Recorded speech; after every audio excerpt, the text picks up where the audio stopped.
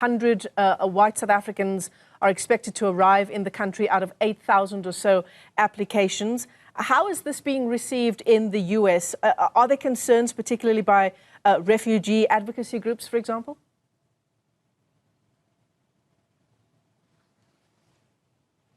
Well, refugee advocacy groups, of course, find it utterly astonishing that a Trump administration that would close America's doors almost wholesale to refugees from all over the world, because that is, in essence, what President Trump has done in the weeks since he returned to the White House on January the 20th, would throw America's doors open for one group of people, Afrikaner farmers, based on a false statement that the president has made about the Expropriation Act. He argues that those farmers are being dispossessed of their lands without compensation. He also argues more broadly that white Afrikaner farmers are suffering human rights abuses at the hands of President Ramaphosa's government. And of course, the United States government chides President Ramaphosa for the position that South Africa took at the ICJ, accusing Israel and Prime Minister Benjamin Netanyahu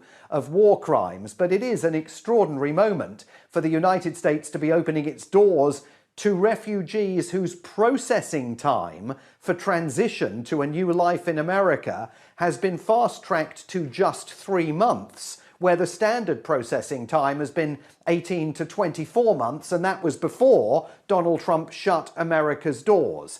I think it's fair to say that most Americans don't really know this is taking place, and it's curious that the government wants to send, apparently, this delegation of US government officials to Dulles Airport to welcome the first Afrikaners as they fly in, because that will certainly raise visibility of this within the United States. And it's not clear that the American public will necessarily back it. I mean, Republican Trump voters don't want anybody coming in. They want America's doors shut, and they certainly aren't particularly literate in the politics of South Africa. And Democrats, of course, will say, well, if you're letting white Afrikaner farmers into the United States, why are the doors closed to so many other deserving people who have applied for refuge in America? But it's an astonishing symbol of how low the bilateral relationship between the two countries has fallen, and we'll wait to see when these planes are going to arrive, when these people are going to arrive, and what level of welcome